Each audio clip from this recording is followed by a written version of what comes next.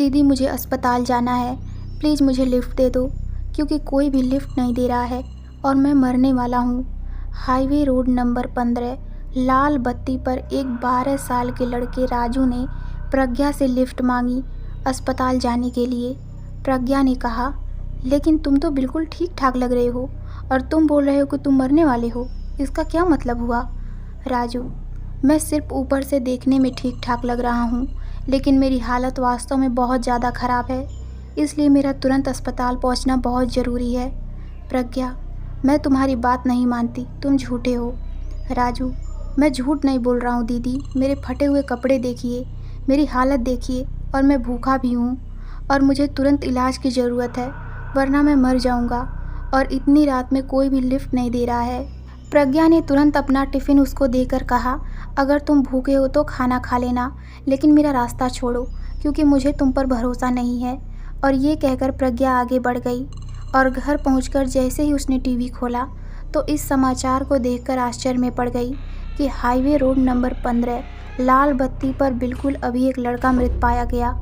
और प्रज्ञा ने जब उस लड़के का चित्र देखा तो तुरंत उस चित्र को पहचान गई, क्योंकि ये वही लड़का था जो उसे लिफ्ट मांग रहा था।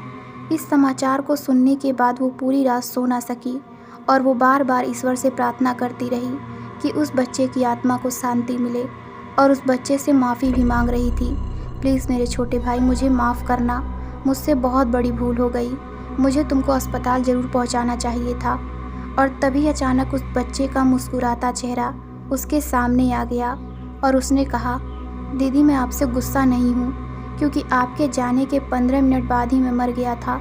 मतलब अगर आप मुझे अस्पताल ले जाती तब भी मैं बच ना पाता, और आपने एक भूखे बच्चे को खाने के लिए अपना टिफ़िन दे दिया, इसके लिए आपको बहुत बहुत धन्यवाद, क्योंकि मरने से पहले भरपेट भोजन करके मेरी आत्मा को बहुत संतुष्टि मिली है। रात के 1 बजे सिप्रा की नींद अचानक टूट गई। उसे सामने दीवार पर एक काला साया नजर आया। उसने बाईं तरफ देखा तो वो काला साया बाईं तरफ दीवार पर हो गया, और जब उसने दाईं तरफ देखा तो वो काला साया दाईं तरफ हो गया, और जब उसने ऊपर छत पर देखा तो काला साया छत पर लटक गया। ये देखकर वो बुरी तरह से घबरा गई और उसी समय उसकी नज़र शीशे पर पड़ी तो वो काला साया उसे शीशे में भी नज़र आने लगा। यह देखकर वो ज़ोर से चिल्लाने को हुई, लेकिन उसके मुंह से आवाज़ नहीं निकली। और इसी बीच जब अचानक उसने अपने आप को देखा तो वो काला साया उसके शरीर में घुस गया और उसका दम घुटने लगा, और अपनी पूरी ताकत लगाकर वो ज़ोर से चीखी। और तब तक उस काले साये ने उससे कहा, शायद तूने मुझे पहचाना नहीं, मैं तेरी दोस्त प्रिया हूँ और तू इस बात को अच्छी तरह से जानती थी कि मैं शिखर से प्रेम करती थी, लेकिन मेरा प्रेम छीनने के लिए तूने मेरी जान ले ली। लेकिन अगर शिखर मेरा नहीं हुआ तो वो तेरा भी नहीं हो सकेगा, क्योंकि मैं तुझे मार दूंगी। और शिखर ने मेरे साथ जीने मरने की कसम खाई थी, लेकिन मेरी मौत के बाद बहुत आसानी से वो तेरी बाहों में आ गया, इसलिए इस शिखर को भी मैं जिंदा नहीं छोड़ूंगी और उसे भी मार दूंगी, क्योंकि उसने जो मुझे धोखा दिया है। और प्रिया ने जैसे ही ये बात सिप्रा से कही, उसके तुरंत बाद सिप्रा की मौत हो गई, और सिप्रा की मौत के 1 घंटे बाद प्रिया ने शिखर की भी जान ले ली। पिंकी, कहाँ जा रही हो? आगे मत बढ़ना। पिंकी को खिड़की की तरफ जाते देख पापा ने कहा, जो किचन में चाय बना रहे थे, मुझे अपनी माँ के पास जाना है और माँ मुझे बुला रही हैं। पिंकी ने शांत स्वर में कहा, तो अपनी माँ के पास नहीं जा सकती क्योंकि वो मर चुकी है, लेकिन मैं उन्हें जिंदा देख रही हूँ और उन्होंने मुझे गोद में लेने के लिए अपने हाथ भी फैला दिए हैं।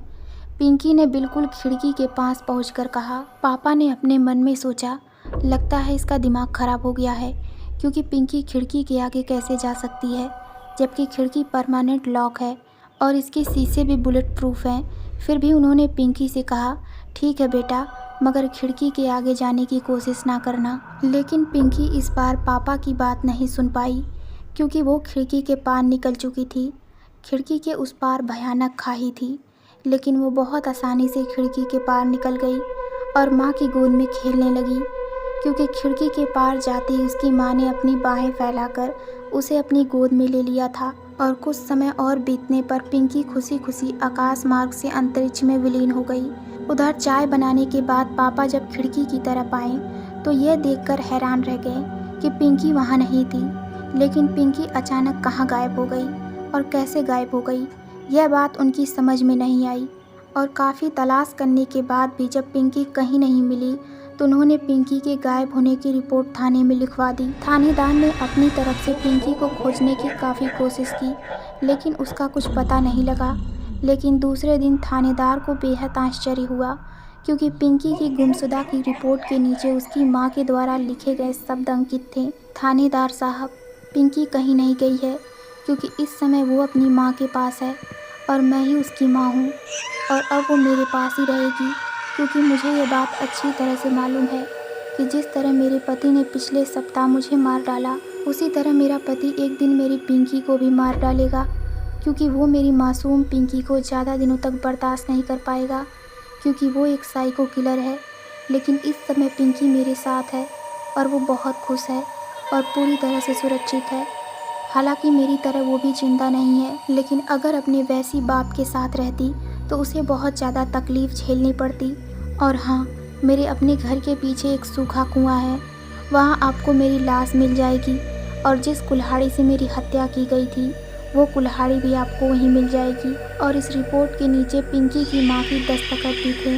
इंस्पेक्टर पिंकी की माँ के इस बयान को पढ़कर आश्चर्य में था, क्योंकि यह बहुत अजीब बात थी कि पिंकी की माँ ने मरने के बाद रिपोर्ट में यह बयान कैसे दिया।